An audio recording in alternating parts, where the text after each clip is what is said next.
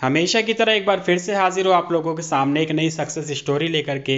दोस्तों, आज के वीडियो में जिस महिला की कहानी मैं आप लोगों के साथ शेयर करने वाला हूं, उस महिला ने ऐसे वक्त पे कंसीव किया जिस वक्त पे उसके हस्बैंड दूसरी शादी करने जा रहे थे। दोस्तों, आप यकीन नहीं मानेंगे, ये महिला शादी के 6 साल बाद माँ बनी है और इन 6 सालों में इस महिला ने ऐसी ऐसी दुख तकलीफ झेली है, आप इमेजिन नहीं कर सकते हैं। क्योंकि दोस्तों, जब कोई महिला इनफर्टिलिटी से गुजरती है तो उसको ट्रीटमेंट के दौरान बहुत सारी परेशानियों का सामना करना पड़ता है, मानसिक तनाव से गुजरना पड़ता है और इससे भी ज़्यादा परेशानी तब हो जाती है जब हस्बैंड ये कह दे कि मैं दूसरी शादी करूँगा। दोस्तों, ये तकलीफ़ वो महिला ही समझ सकती है जो उस तकलीफ़ से गुजर रही हो।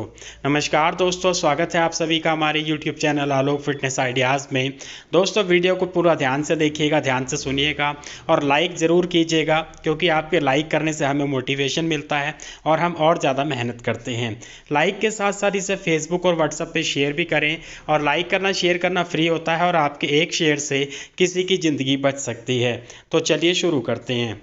ये जो हमारी सब्सक्राइबर है, इनका नाम है शबाना, इनकी एज है 32 ईयर्स यानी कि 32 साल और ये मुंबई की रहने वाली हैं। इनके हस्बैंड की एज है 35 ईयर्स यानी कि 35 साल। इन्होंने मुझे बताया कि इनकी शादी हुई थी साल 2016 में और शादी के करीब 1.5 साल बाद इनको प्रेगनेंसी भी कंसीव हो गई।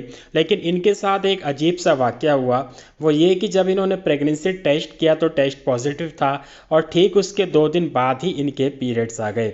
इन्होंने डॉक्टर को दिखाया तो डॉक्टर ने बोला कि मिसकैरेज हुआ है और उसके बाद लगातार डॉक्टर ने 1 साल तक इनका ट्रीटमेंट किया, कंटिन्यू मेडिसिन चली, हर तरह के टेस्ट हुए, लेकिन कोई रिजल्ट नहीं मिला। उसके बाद डॉक्टर ने सीधा सीधा इनको आईवीएफ के लिए बोल दिया और डॉक्टर ने कहा कि आप आईवीएफ ही करवाएं, इसके अलावा और कोई रास्ता नहीं है। लेकिन इनके पास इतना बजट नहीं था तो इन्होंने आईवीएफ के लिए मना कर दिया। उसके कुछ दिनों बाद ये दूसरे डॉक्टर के पास गए। वहाँ पे जाने के बाद दूसरे डॉक्टर ने इनके फिर से सारे चेकअप करवाए। चेकअप करवाने के बाद लगातार करीब 6 महीने तक इनकी दवाइयाँ चली और फिर 2 बार लगातार इनके आईयूआई किए गए और दोनों ही फेल हो गए। उसके बाद इन्होंने वहाँ से भी ट्रीटमेंट बंद कर दिया और उसके बाद अपने घर वालों के कहने की वजह से एक हकीम के पास गए और हकीम के पास जाकर के वहाँ से यूनानी दवाई लेने लगे और वहाँ से भी इन्होंने करीब 6 महीने तक यूनानी दवाइयाँ ली। हस्बैंड और वाइफ दोनों की दवाई चली, लेकिन इनको कोई भी रिजल्ट नहीं मिला। उसके बाद हुआ ये कि इनके हस्बैंड काफ़ी ज़्यादा परेशान हुए, घर वालों का प्रेशर होने लगा तो घर वालों ने इनके हस्बैंड को दूसरी शादी की बात की। तो इनके हस्बैंड भी एक बार को सोचने लगे दूसरी शादी के बारे में और जब उन्होंने शबाना को ये बात बताई तो शबाना का जो स्ट्रेस था वो काफ़ी ज़्यादा बढ़ गया, क्योंकि ऑलरेडी प्रेगनेंसी ना होने की वजह से शबाना बहुत ज़्यादा स्ट्रेस में रहती थी। लेकिन जब हस्बैंड की दूसरी शादी की बात सुनी और वो भी अपने हस्बैंड के मुंह से, तो उनको और ज़्यादा घबराहट होने लगी।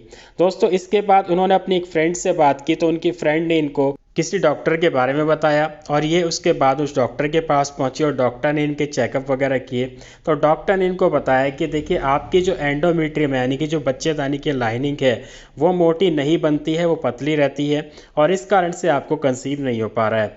दोस्तों, यहाँ पर एक चीज़ बताना चाहूँगा कि अगर किसी महिला की एंडोमेट्रियम मोटी नहीं हो पाती है, वो पतली रहती है, तो ऐसे में उस महिला को कंसीव नहीं हो पाएगा, क्योंकि जो भ्रूण बनता है वो वहाँ पे इम्प्लांट होता है जा करके। और जब बच्चेदानी की लाइनिंग यानी कि एंडोमेट्रियम मोटी नहीं बनेगी, पतली रहेगी, तो ऐसे में इम्प्लांटेशन जो है फेल हो जाएगा और इस कारण से महिला को कंसीव नहीं हो पाएगा। या फिर ऐसा भी होगा कि इम्प्लांटेशन हो जाता है तो उसके मिसकैरेज के चांसेस बहुत ज़्यादा बने रहेंगे और कभी भी मिसकैरेज हो सकता है, जैसा कि शबाना के साथ हुआ था। इसके अलावा अगर इस समस्या के लक्षणों की हम बात करें तो इसके कोई खास लक्षण नहीं होते हैं। ज़्यादातर 2 ही लक्षण देखे जाते हैं। पहला ये कि सब कुछ सही होने के बावजूद भी, काफ़ी लंबे समय तक ट्राई करने के बावजूद भी महिलाओं को कंसीव नहीं होता है। इसके अलावा दूसरा कारण ये देखा जाता है कि महिलाओं को पीरियड्स के दौरान बहुत ज़्यादा दर्द होता है और बहुत कम ब्लीडिंग होती है। तो ये जो 2 लक्षण मैं आप लोगों को बता रहा हूँ, यही खास तौर पे इस समस्या में देखे जाते हैं। इसके बाद डॉक्टर ने जब इनकी समस्या को देखा तो डॉक्टर ने इनको बोला कि आपकी हार्मोन्स की थेरेपी चलेगी और ये जो ट्रीटमेंट है कुछ महीनों तक चलेगा और उसके बाद हमें आईवीएफ करना होगा, इसके अलावा आपके पास दूसरा कोई रास्ता नहीं है। लेकिन दोस्तों, जैसे कि आप लोग पहले ही जानते हैं कि शबाना के पास इतना बजट ही नहीं था कि वो आईवीएफ करा सकें या फिर से कोई ट्रीटमेंट करा सकें, तो उन्होंने वहाँ से भी मना कर दिया। और उसके बाद घर आने के बाद ये लगातार नेट पर सर्च करने लगी अपनी प्रॉब्लम को लेकर के, थिन एंडोमेट्रियम को लेकर करके इन्होंने बहुत सारी वीडियोस भी देखी और ऐसे ही एक दिन ये हमारी वीडियो देख रही थी। वीडियो देखने के बाद उसमें बताई हुई टिप्स को इन्होंने फॉलो किया और इन्होंने बताया कि जब अगला पीरियड आया तो उस पीरियड के दौरान जो बदलाव हुए उन बदलाव को देख करके इनका कॉन्फिडेंस और ज़्यादा बढ़ गया, क्योंकि पीरियड्स के दौरान इनको जो दर्द होता था वो दर्द बिल्कुल गायब हो गया और ब्लीडिंग भी खुल करके हो रही थी। तो जब इन्होंने ये बदलाव देखा तो इनका कॉन्फिडेंस काफ़ी ज़्यादा बढ़ गया और उसके बाद इन्होंने हमसे कांटेक्ट करने की कोशिश की और जब इनकी हमारी बातचीत हुई तो मैंने इनको कुछ टिप्स दी थी जो कि मैं आप लोगों के साथ यहाँ पे शेयर कर रहा हूँ। टिप नंबर 1 है फर्टिलिटी मसाज। दोस्तों, फर्टिलिटी मसाज करने से महिलाओं का जो रिप्रोडक्टिव सिस्टम है वो रिस्टोर हो जाता है, पहले की तरह एक्टिव हो जाता है, क्योंकि वहाँ पे ब्लड का सर्कुलेशन बढ़ जाता है और हमें ज़रूरत थी इनके यूट्रस में ब्लड का सर्कुलेशन बढ़ाने की ताकि इनकी एंडोमेट्रियम मोटी बन सके और इसलिए इनको फर्टिलिटी मसाज करने के लिए सजेस्ट किया गया। टिप नंबर 2 है चुकंदर का जूस। दोस्तों, चुकंदर के अंदर अच्छी मात्रा में नाइट्रिक ऑक्साइड पाया जाता है और नाइट्रिक ऑक्साइड जब बॉडी में जाता है तो ब्लड के फ्लो को इंक्रीज करता है, ब्लड सर्कुलेशन को बढ़ा देता है। टिप नंबर 3 है L-आर्जिनाइन सप्लीमेंट। दोस्तों, L-आर्जिनाइन सप्लीमेंट बॉडी में जाने के बाद नाइट्रिक ऑक्साइड में कन्वर्ट हो जाता है, ब्लड सर्कुलेशन को तेज कर देता है, इसके साथ साथ फ्री रेडिकल्स को रिमूव करता है, नए सेल्स को बनने में मदद करता है। जैसे कि आप जानते हैं कि जो एंडोमेट्रियम यानी कि जो बच्चेदानी की लाइनिंग है ये भी सेल्स से बनी होती है और हर महीने टूटती है और हर महीने नई तैयार होती है। तो ऐसे में उसको बनाने के लिए L-आर्जिनाइन बहुत ही अच्छा सप्लीमेंट है, बहुत ही तेज़ी से उसको बूस्ट करता है, उसको बनने में हेल्प करता है। टिप नंबर 4 है leg up the wall position. दोस्तों, leg up the wall position इनको रोज़ाना एक्सरसाइज के रूप में करने के लिए कही गई थी, क्योंकि leg up the wall position करने से लोअर बॉडी पार्ट में ब्लड का सर्कुलेशन तेज हो जाता है और वही चीज़ हमें करनी थी ताकि यूट्रस से ब्लड का फ्लो बढ़े और एंडोमेट्रियम अच्छे से तैयार होनी शुरू हो जाए। इसके लिए इनको रोज़ाना 5 minute leg up the wall position में रहने के लिए कहा गया था। टिप नंबर 5 है ब्रिज प्लैंक। दोस्तों, ब्रिज प्लैंक भी एक तरह की एक्सरसाइज है, इसको करने से भी बॉडी के लोअर पार्ट में यानी कि बच्चेदानी में ब्लड का फ्लो तेज होता है और इससे भी एंडोमेट्रियम को इम्प्रूव करने में हेल्प मिलती है। तो ये चीज़ भी इनको रोजाना 5 मिनट के लिए करने के लिए कही गई थी। टिप नंबर 6 है शतावरी पाउडर। दोस्तों, हार्मोन्स को बैलेंस करने के लिए शतावरी पाउडर एक नेचुरल तरीका माना जाता है। इनको रोजाना 1 चम्मच शतावरी पाउडर का इस्तेमाल करने के लिए कहा गया था ताकि इनकी बॉडी में हार्मोन्स को बैलेंस किया जा सके। जैसे कि मैं आपको पहले ही बता चुका हूँ, बॉडी में ईस्ट्रोजन का लेवल कम होने की वजह से भी ये समस्या आती है, तो ऐसे में ज़रूरत थी इनके हार्मोन्स को बैलेंस करने की, इसलिए रोजाना इनको शतावरी पाउडर लेने के लिए भी कहा गया था। टिप नंबर 7 में इनको रोजाना अनुलोम विलोम, कपालभाति और ब्रिस्क वॉक करने के लिए कहा गया था। ये तीनों चीज़ें इनको रोजाना आधे आधे घंटे करने के लिए बताई गई थी। इसके अलावा इनकी डाइट में हरी पत्तेदार सब्जियां, हर तरह की दालें, सीजनेबल फ्रूट्स, ये सारी चीज़ों को शामिल किया गया था और चीनी और मैदे से बनी हुई चीज़ें, फास्ट फूड, जंक फूड, इन सभी चीज़ों को अवॉइड किया गया था। टिप नंबर 8 थी हस्बैंड के लिए, और इनके हस्बैंड को रोजाना छुआरे वाला दूध सजेस्ट किया गया था, जैसा कि मैं अक्सर वीडियोज़ में बताता रहता हूँ।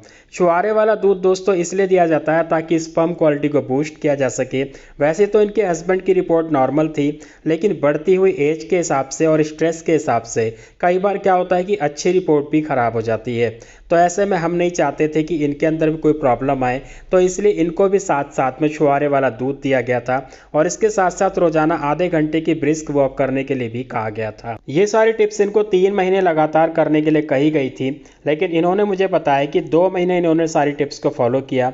तीसरे महीने पीरियड्स का वेट कर रही थी, लेकिन इनके पीरियड्स नहीं आए, पीरियड मिस हो गए। और उसके बाद जब इन्होंने प्रेगनेंसी टेस्ट किया तो वहाँ पे 2 लाइन थी, लेकिन इनको घबराहट हो रही थी कि कहीं पहले वाला सीन ना हो जाए कि जैसे ही इन्होंने प्रेगनेंसी टेस्ट किया उसके 2 ही दिन बाद इनकी ब्लीडिंग हो गई थी। तो इसलिए ये डॉक्टर के पास गई, तो डॉक्टर ने टेस्ट किया, टेस्ट पॉजिटिव था, तो डॉक्टर ने इनको मिसकैरेज से बचाने के लिए इनके हार्मोन्स के टैबलेट भी साथ साथ में चलाई थी। और ये जो हार्मोन्स के टैबलेट थी लगातार इनके 8वें महीने तक चली थी और उसके बाद बंद कर दी गई थी। और अभी कुछ दिनों पहले ही इन्होंने एक प्यारे से बेबी बॉय को जन्म दिया है। तो दोस्तों, आज के वीडियो में इतना ही। उम्मीद है आप लोगों को इस वीडियो से बहुत मोटिवेशन मिला होगा, बहुत कुछ आपने सीखा भी होगा। और इसके साथ साथ वीडियो को लाइक कर दें, ज़्यादा से ज़्यादा शेयर करें ताकि हर कोई इसका फ़ायदा उठा सके। मैं मिलूंगा आपसे अगले वीडियो में, तब तक के लिए अपना ख्याल रखें। इसके अलावा अगर आप हमसे कॉन्टैक्ट करना चाहते हैं तो वीडियो के नीचे इंस्टाग्राम का लिंक मिल जाएगा, वहाँ से आप हमें इंस्टाग्राम पर फॉलो कर सकते हैं और जो भी आपकी प्रॉब्लम है उसके लिए आप डायरेक्ट हमें मैसेज कर सकते हैं।